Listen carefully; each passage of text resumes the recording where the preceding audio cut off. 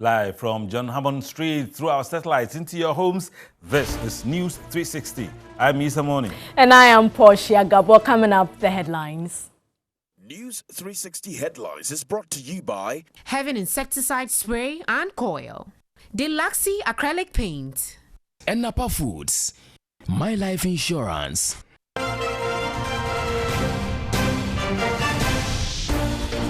In the headlines, some church is ready for their first Sunday service after over 2 months of ban on religious activities.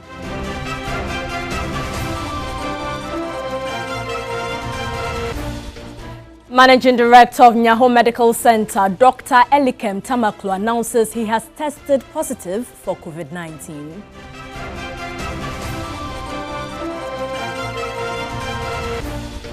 Also, 28-year-old farmer opens up about his inability to make his wife pregnant after 9 years of marriage.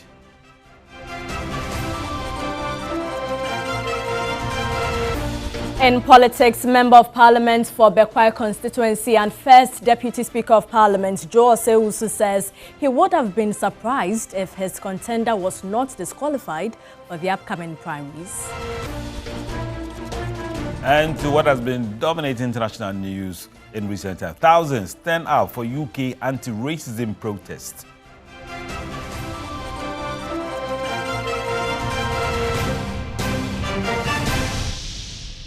We have details including sports and entertainment coming up this hour. Do stay with us. The news now in detail, and Managing Director of Nyaho Medical Center, Dr. Elikim Tamakloo, has announced that he has tested positive for COVID-19. The MD, who made his status public in a Facebook post, spoke against stigma of persons who have tested positive. According to him, he got the virus through community infection. A few days ago, I fell ill. As of yesterday, when I got my results, it was found that I was positive for COVID-19, as well as my family. I want to actually say that this news was a mixed feeling, because personally I was unwell. I was having a fever. My body was aching, but the good thing was that I didn't have any chest symptoms. And I'd like to commend our medical team in Yahoo. But I knew that it was important for me to just be transparent and authentic, because that's really how I've always lived my life. And I didn't want there to be any ambiguities or doubts, because for where everyone has been working so hard, I really wanted to make clear that this was as a result of community spread. From March 23rd, our organization had moved to new ways of working as part of our business continuity plan. We actually are running most of our meetings virtually. I know that there is a lot of stigmatization happening currently, and that is really sad. I wanted to make sure that by me opening up and addressing my result in real time, I wanted to do a few things. I wanted people to hear my heart that I am a father like everyone else. I have concerns. But whereby we have evidence and whereby we have data, the majority of people that have COVID-19 will actually be fine and will be well. This is a time where we come together as a community to ensure that people's lives are protected and safe. And I'm so passionate because for myself and my family, I want the best for my family. I know that all of you care about your families, and it is important that in this time we put our differences aside and we focus on creating a safe environment for our future. And meanwhile, officials of Nyaho Hospital have issued a release in the wake of the announcement. A statement signed by a public relations officer of the hospital, Richard J.Y. Roxon, said the status of the managing director has affected his family, but they are all well and have been self-isolating together while taking all the medical advice and precautionary measures. She said as part of the organization's business continuity plan, non-clinical staff, including the managing director, have been working remotely from home through virtual meetings since 23rd March 2020. This was to enable efficient social distancing at the center, as well as create enough room for clinical staff to continue to provide quality care to patients. Now, the statement added, over the last 2 weeks, Dr. Tamakloo was not physically present on the hospital premises, as thus they can confirm that the exposure was from the community. In adherence to the stipulated protocols, according to officials, Dr. Tamakloo and his family are currently under quarantine and will be compliant with all the necessary guidance from the district health team, who have worked closely with NEWS Tamakloo and the NEWS Medical Center in the follow-up and treatment of patients.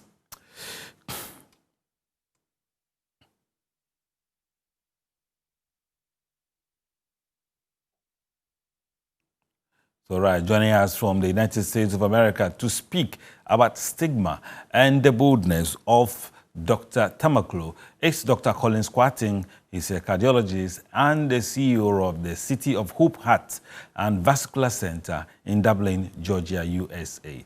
Dr. Quattin, good evening and welcome to our program on News 360. Good evening, and good evening to your viewers as well.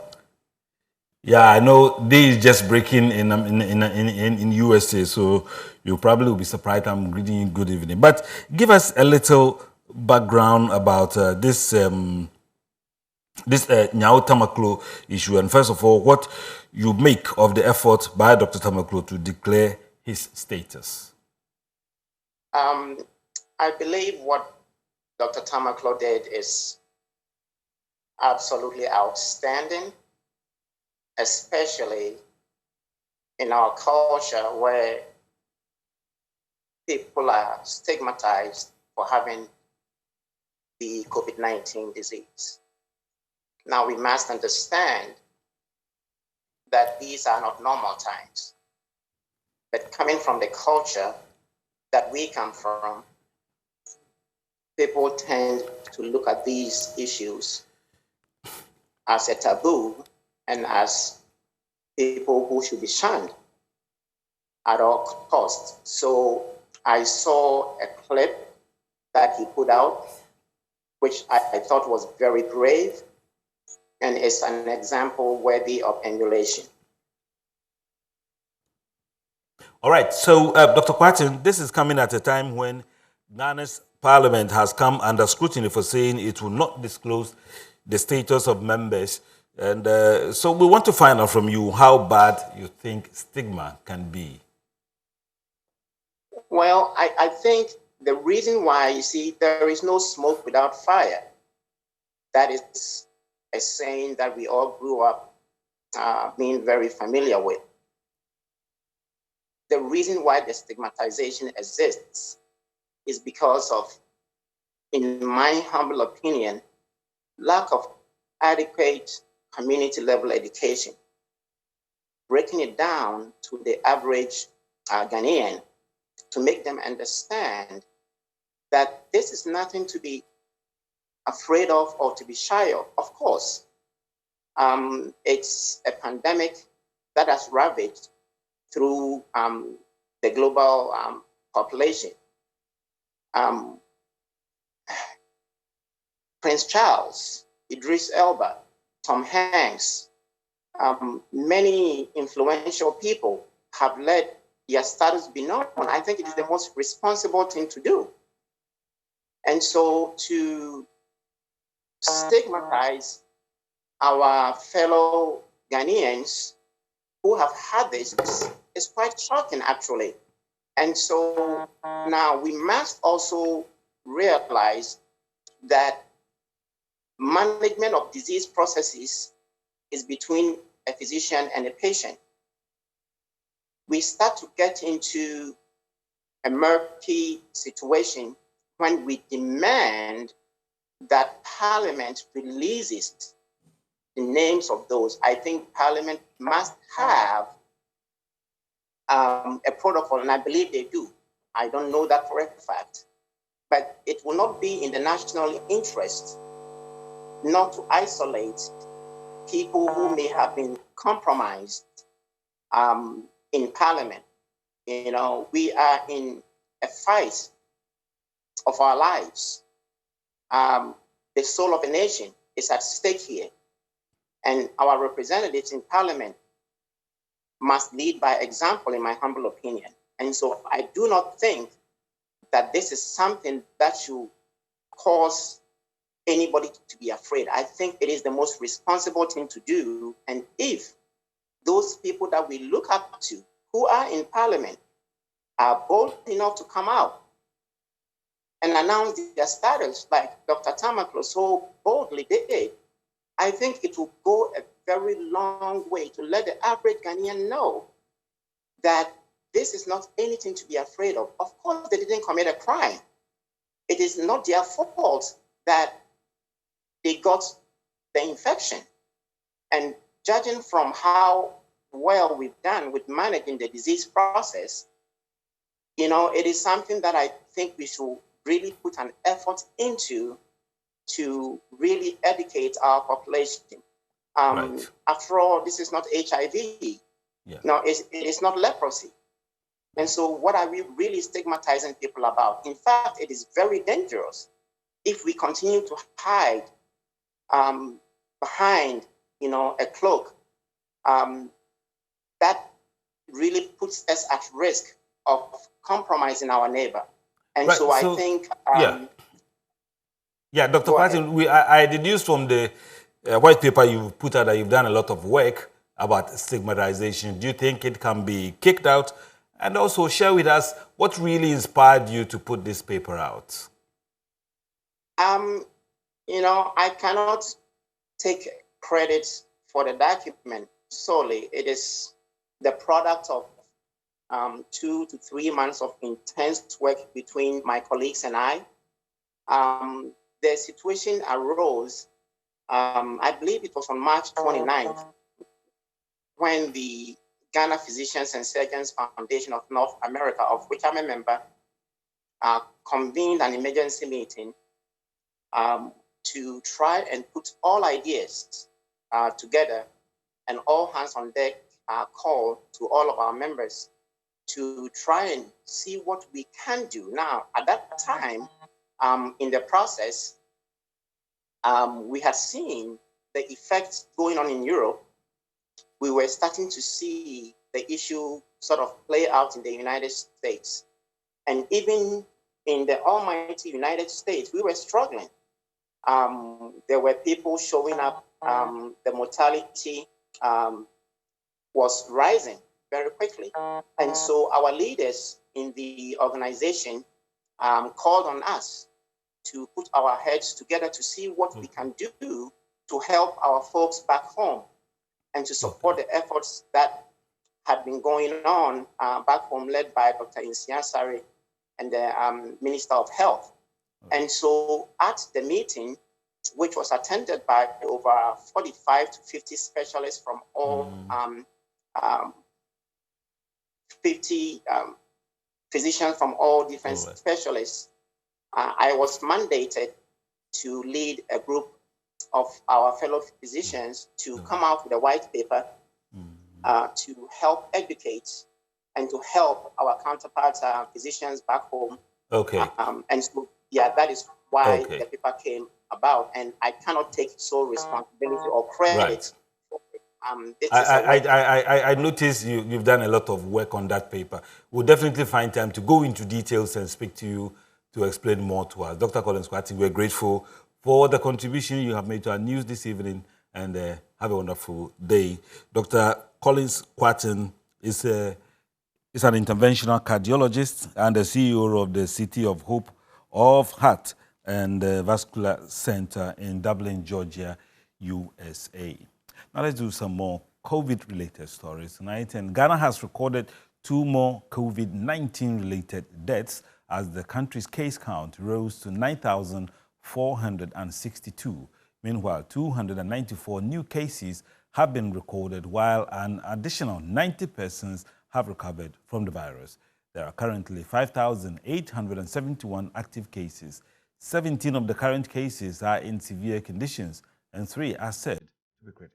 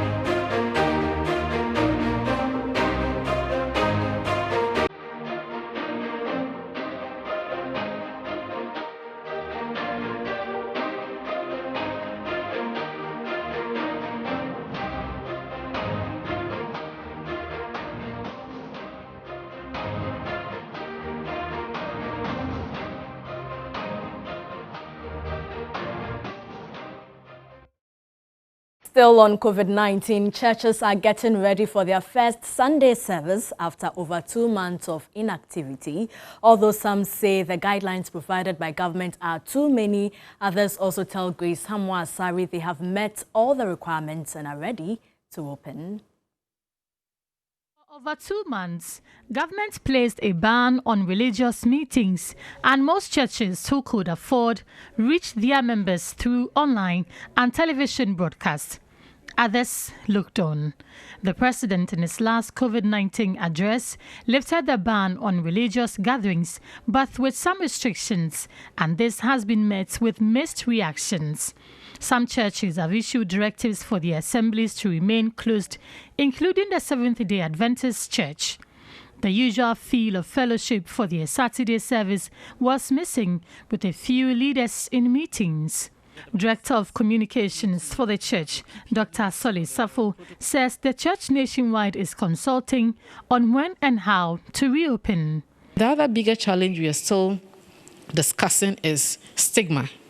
Because when people come back to church, you have a temperature gun pointed at somebody, and once it's 38 and above, the person is separated. Mind you, this is done in front of a group of people. So even before the test is done to show whether they are positive or negative, people will start talking, and that might attract stigma. So we are thinking of how to do all these things in order to avoid even labeling people who are not positive as positive. But others are busily getting ready for church on Sunday. The Christ Apostolic Church nationwide is ready for church, and the NEMA Assembly is no exception. Work was busily ongoing when the team arrived at the premises. We had to have Veronica buckets that members will use to wash their hands. We have to get sanitizers. We have to get non-contact infrared thermometer. And I can assure you, we have all these things. And then again, the premises of the church was disinfected yesterday. So we have made that requirement too. So if I say we are set for church, that is what I mean. Head pastor, Reverend Augustine Ekuban, says it will be a good opportunity to pray for the nation. In the president's address, he said we should use the first Sunday to pray for the nation. So even though we are praying individually in our various homes, I think it's good we come together, lift our hands to God, and pray together as a body, and then ask God to intervene and then see us through this period of COVID-19. The story is no different at the Christian Evangelical Ministries. Associate Pastor Reverend Simon Glory Aisa says the church has put in place a COVID team that has ensured adherence to all the protocols, including the isolation center. They've given us some numbers. That number is with the COVID team. In case something, happen, in 5-10 minutes, they will be able to contact the appropriate quarters. The Christ Praise International Church, though, has met all the requirements, including a display of their disinfection certificate, tell me they will only open for a registration and classification of members for the subsequent services. The team witnessed a disinfection exercise at the St. Paul's Catholic Church at Skpehe. For now, we are going to have 3 people on a pew, looking at the social distancing, trying as much as possible to observe the 3 feet level. And then with the first pew, we have 3 pews as fallow period in between. Then the next 3 would also follow. With that, we can take even as much as 200, but for sure, we won't follow the directives of the president. Churches which fail to comply will be fined to a tune of 12,000 cedis. The announcement for churches to start operating has been met with a lot of mixed reactions. Well, while others say they will wait for a while, some are also frantically preparing to resume. They tell me it is a good opportunity for them to meet together and pray for the nation, and they won't miss that opportunity. Well, let's see how that pans out and punctuality even for tomorrow. Grace Hamwa-Asari, TV3 News, Accra. And some heads of senior high schools in the Ashanti region have expressed readiness to reopen school for final year and second-year gold track students. The authorities say measures instituted will ensure classrooms and dormitories accommodate fewer students in adherence to social distancing protocols. Benjamin Edu has come through with this report.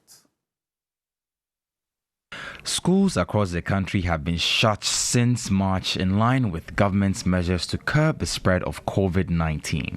While a section of the public has called for the easing of restrictions to allow schools to reopen, some recommended gradual reopening and other groups asked the government to keep the schools shut.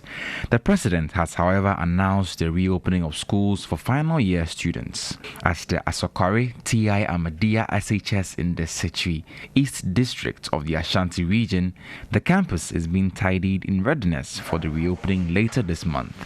Authorities say there are enough classrooms for 600 final year students and over 300 second year Go Track students. Headmistress Hajia Aisha Boateng, however, laments the challenge of students to teacher ratio.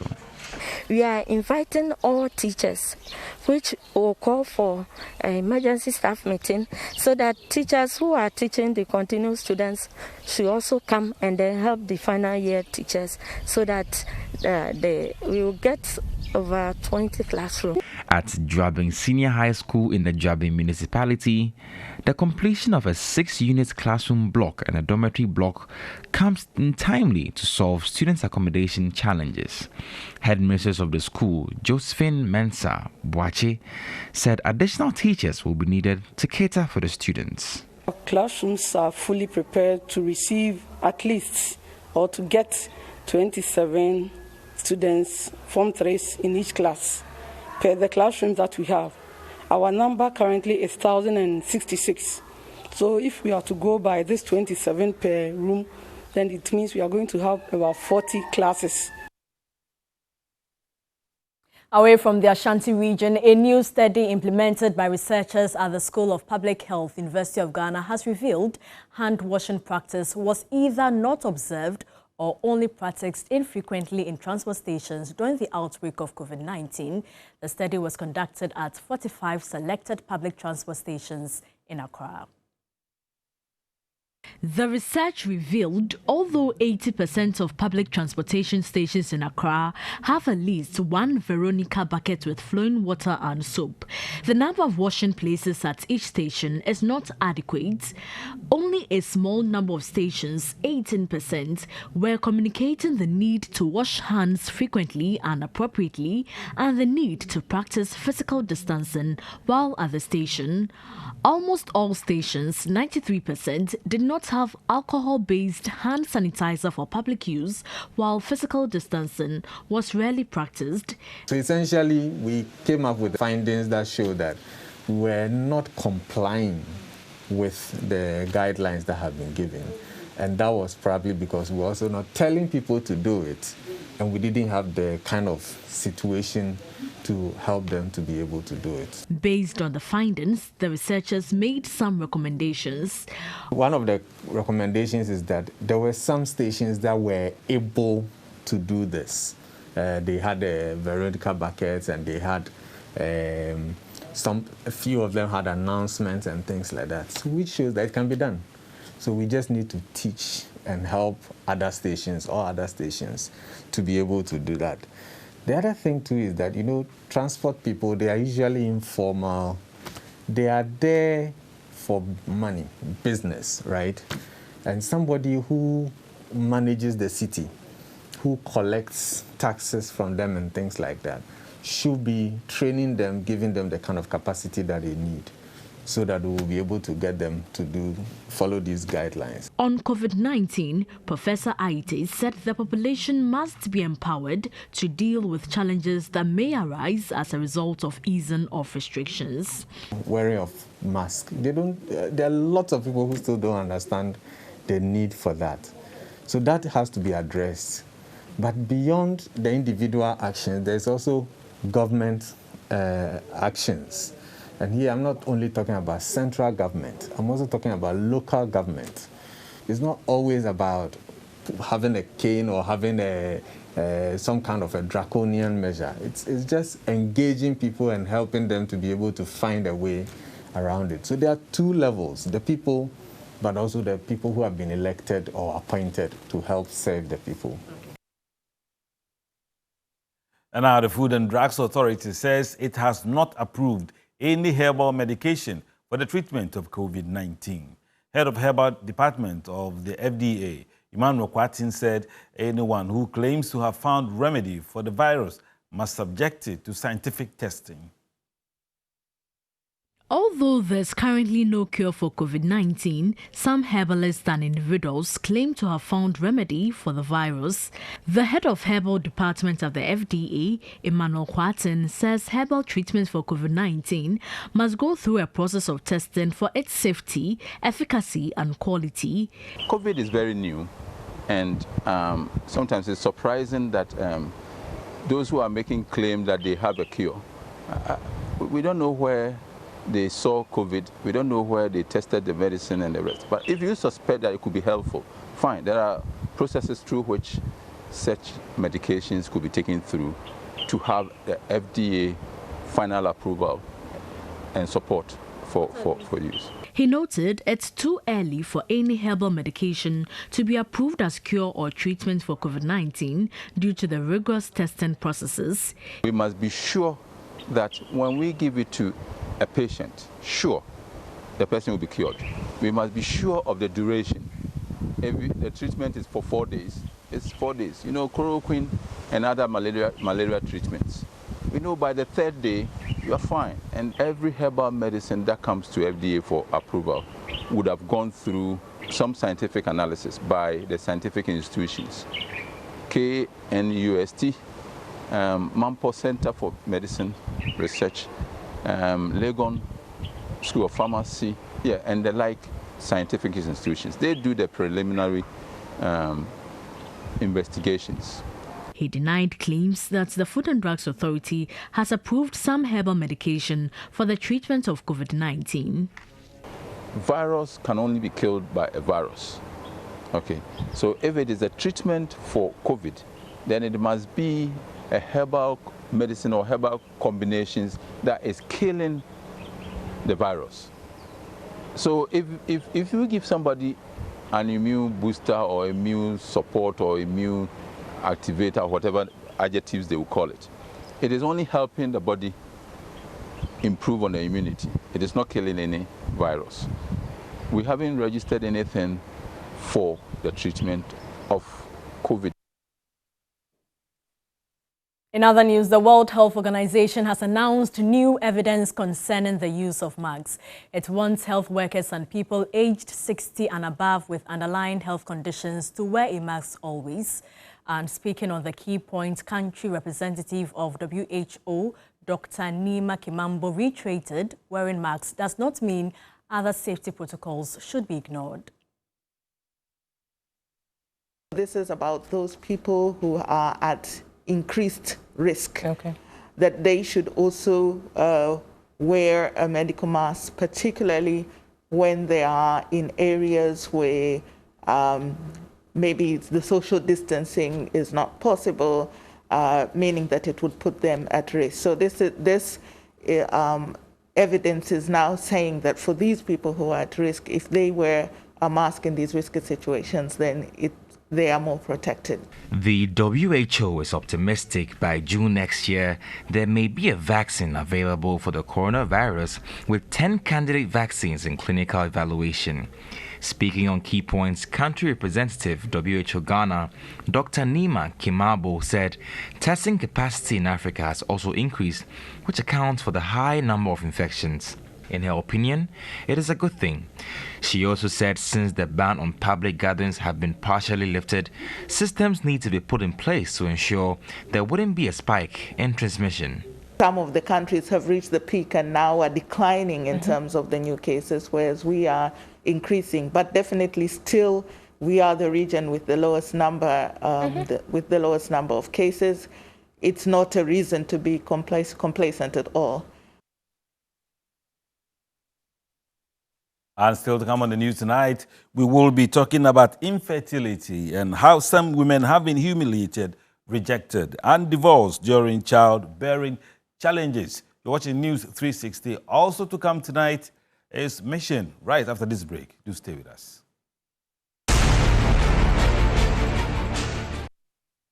Mission is supported by the Star Ghana Foundation with thanks to Danida, UK Aid, and the EU. Infrastructural development in the Timpani district of the Upper East region has been the Assembly's focus. The District Assembly currently operates from a community-based planning and services center. The Timpani district is one of the youngest created in 2018. The poverty-ridden district was carved from the then Garu Timpani district at a time infrastructural development was a challenge. 2 years on, not much has changed.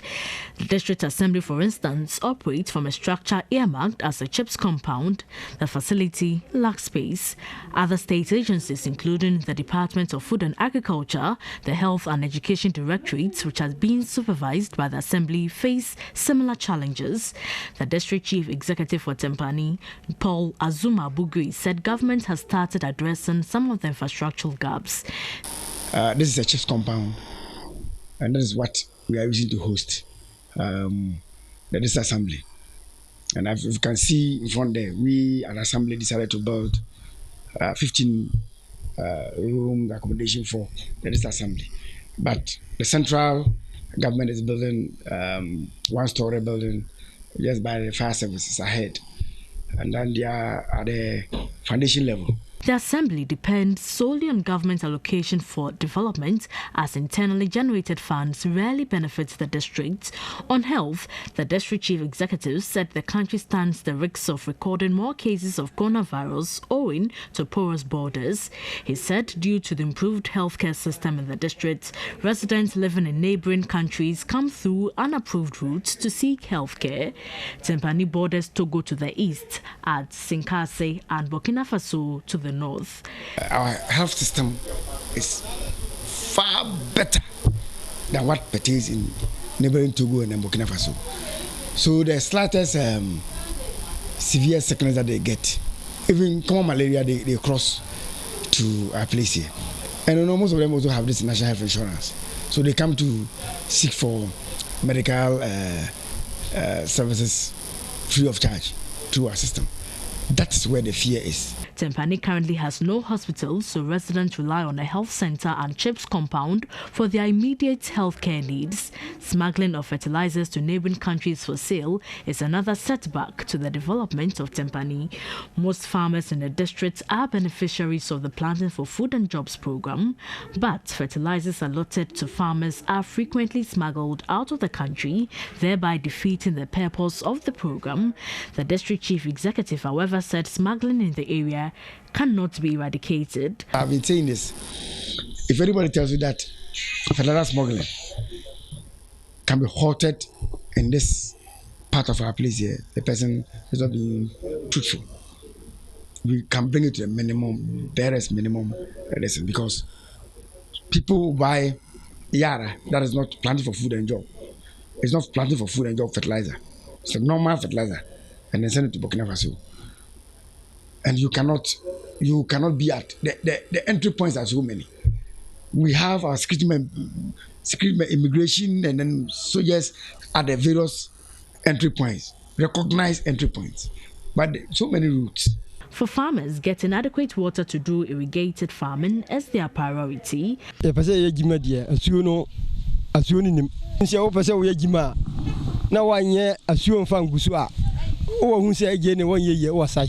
Suno samno eno ena problem kasiye wa emaye. As the country prepares to go to the polls in December, residents of Timpani would want political parties to feature policies and programs aimed at improving their lives. And that's it for Mission. Mission is supported by the Star Ghana Foundation with thanks to Danida, UK Aid and the EU. Thank you so much for your time.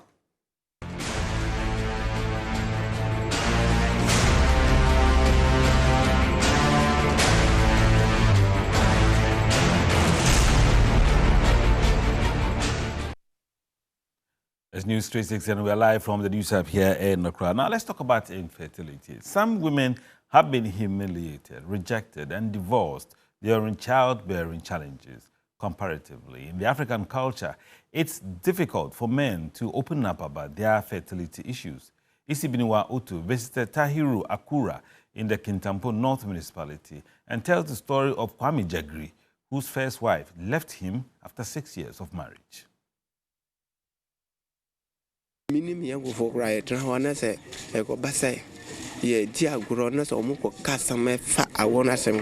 I'm together with my friends, an issue of children comes up.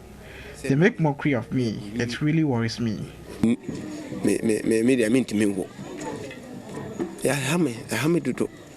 This is just an aspect of the psychological trauma 28-year-old Kwame Jagre goes through. As if that is not enough, he tells me he does not get the necessary encouragement from his wife. This is his second marriage. I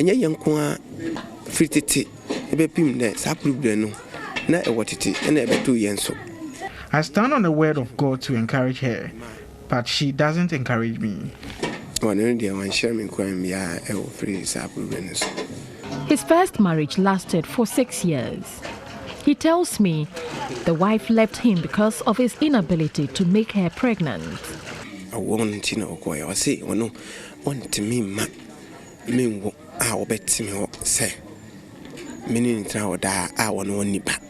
She told me she cannot live with someone who cannot impregnate her.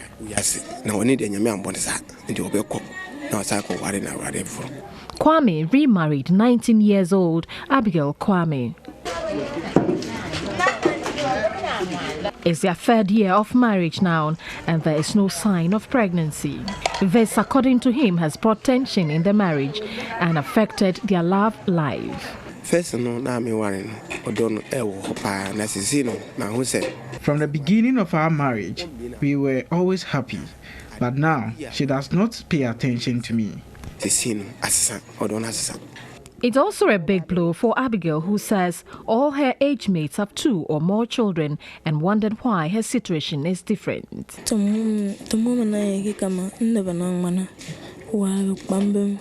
I am so worried I don't have a child. All my age mates have children. Kwame tells me the only issue with his wife is that she has painful periods, but for him, the several doctors he has seen tells him he has a problem with his reproductive system and promised to solve it, but to no avail, at least for now. But Kwame is hopeful. To compound his woes, Kwame has also contracted stomach ulcer and is on medication. Fertility treatment can be very expensive, and for him, he has spent all his fortunes to get his condition resolved. One of his greatest fears is allowing his wife visit her parents. He fears she might not come back to him.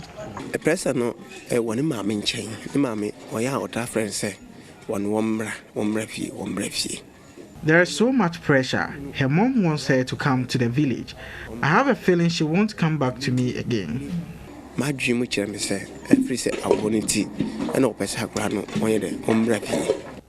According to the WHO data, 1 in every 4 couples in developing countries suffer from primary to secondary infertility. But the problem for rural folks is a lack of financial muscle and the best care for their situation. Government needs to expand care for couples in rural areas who are struggling to get the solution for their situation. AC Benewa Otu, Tahiru Ikura, Kentampo North.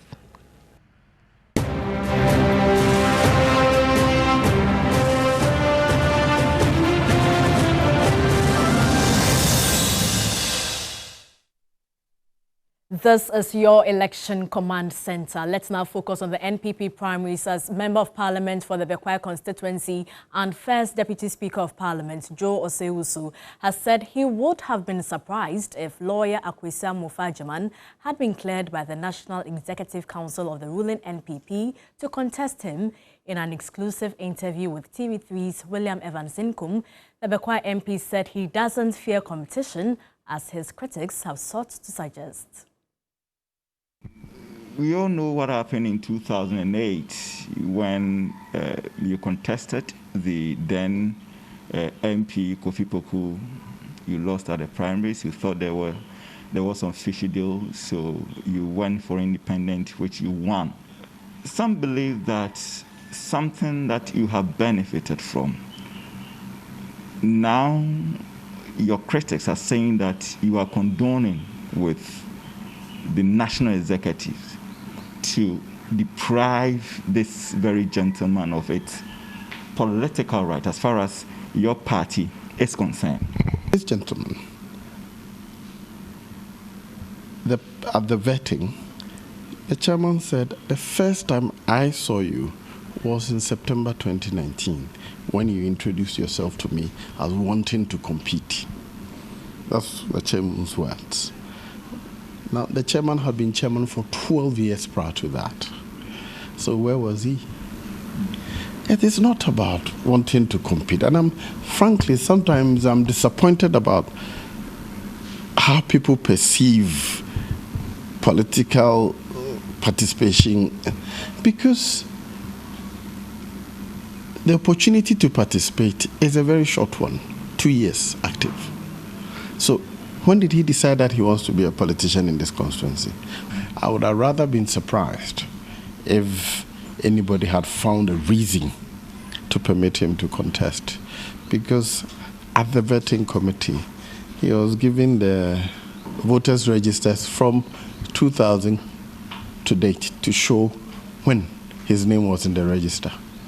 The only time he transferred his vote from Accra to Bekwai constituency was March 2019. Is Honorable afraid of competition? I've never been. I mean, if I were afraid of competition, I wouldn't leave the party and contest independent. I should tell you the kind of person I am. I contested constituency chairman in 96 and lost. I contested again in 2001. So losing or winning is not new to me, but I believe that I must be a participant to have the honor of asking to lead in any way. I'm totally opposed to anybody jumping in from nowhere. Do you share the idea that parliamentarians with experience in parliament must be protected? Protected? I don't think that is the word. You see, in every developed democracy, it is known that the longer, the better. We have to look beyond what we're doing today. I have always said that I wish some particular individuals were still in Parliament. And the Electoral Commission has ruled out using birth certificate as a primary document for the upcoming voters' registration exercise. The opposition NDC is in the Supreme Court challenging the EC's decision to make the NIA card and passport primary documents for the new voter register. But Director of Elections, Dr. Sribo Kweku, says the Commission must be left alone if Ghanaians want a credible elections. Passport, you can use the birth certificate, but in addition, you will need 2 guarantors and 1 witness. Right. So we have rather reduced even the requirements to only 2 guarantors if you don't have a Ghana card and a passport. Birth certificates don't have pictures. They have never been used. And so the lack of that feature is why you are refusing to use that. We have never used it before, so let's be law-abiding. Commission has thought through all our activities, and we are convinced that whatever be the case, anybody who makes himself to be registered will be registered.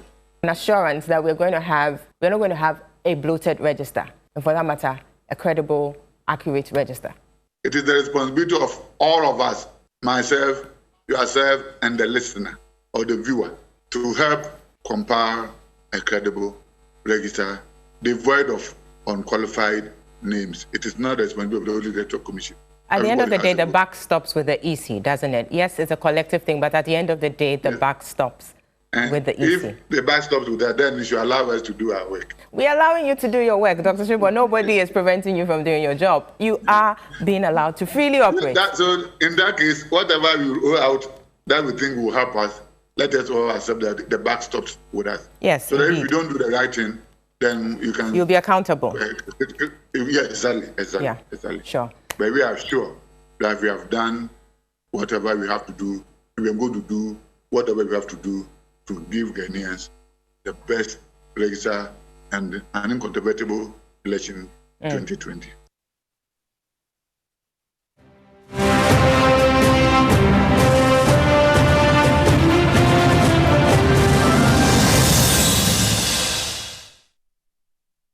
We have sports news coming up shortly. Do stay with us.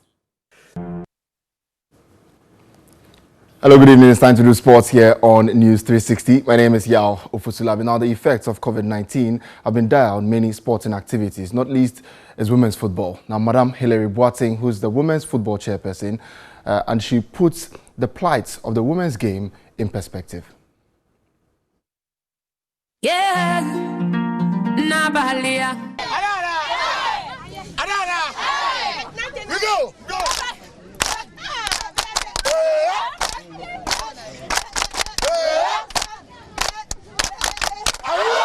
Major clubs are looking at billions in losses if the season isn't completed, but virologists and sports medics see a risk in resumption of games amid this pandemic.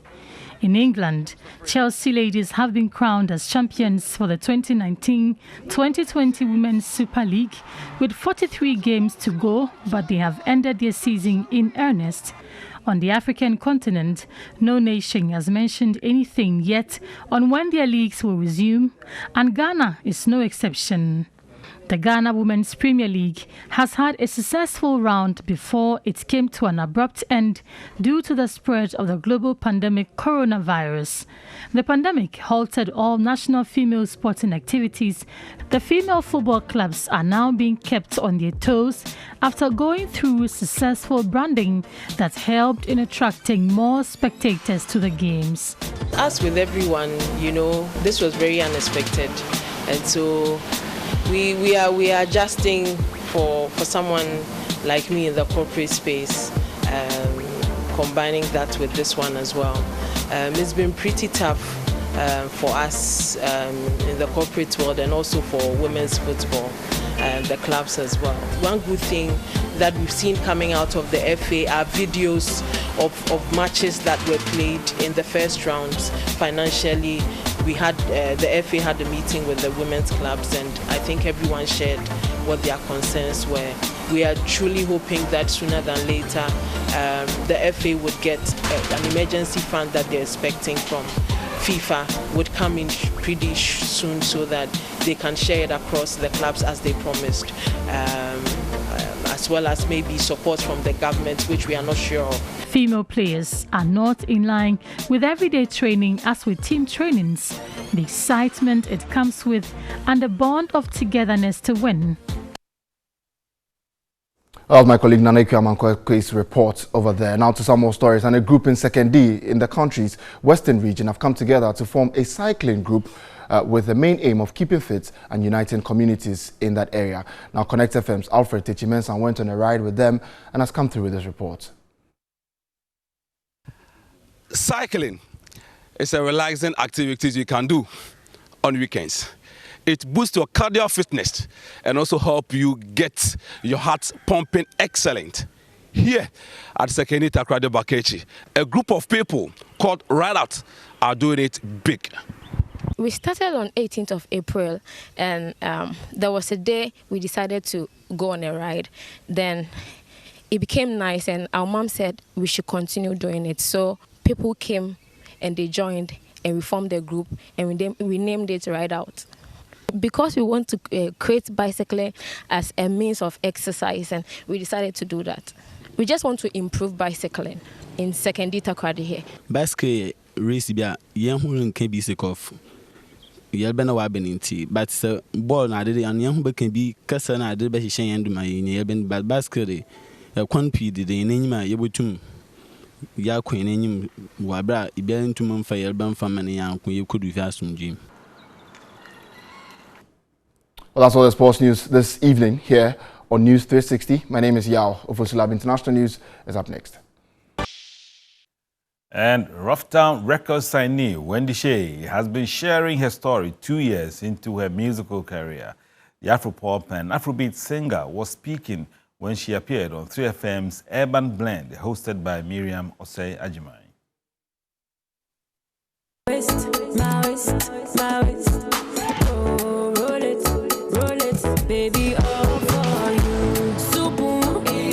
It's been 2 years years since Afropop and Afrobeat singer Wendy Shea emerged in the music industry, the Uber driver singer has been sharing her 2 years journey in the music industry with Miriam Osei-Ajiman, host of 3FM's Urban Blend. Highlights in your career?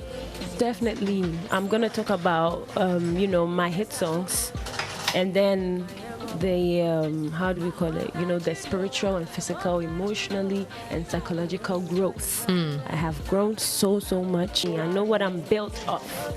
I know what is built in me, because God lives in me, and what is in me is bigger than what we see. So that's great. It sounds very good, to know that in the midst of all of the hatred, like you say, you're still very, very, very optimistic. Right. Yeah. I choose to be optimistic. Absolutely. And I choose to shine my light in a positive way after all I've been through. I mean, you can choose to be negative, right, and choose to be positive, but I decide to be positive in all these things so that I can inspire other people.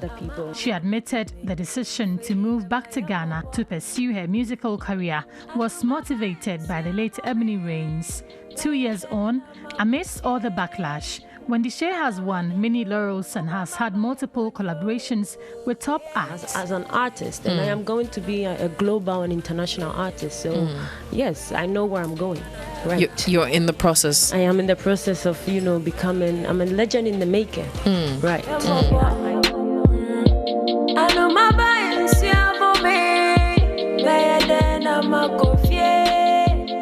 Whether way then you, Uber Mama upon you, yeah,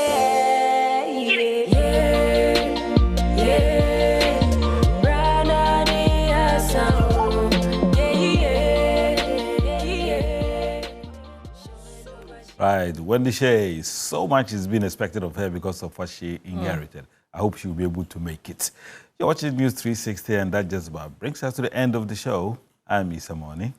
I am Portia Gabo. Enjoy the rest of our programs. Up next is music.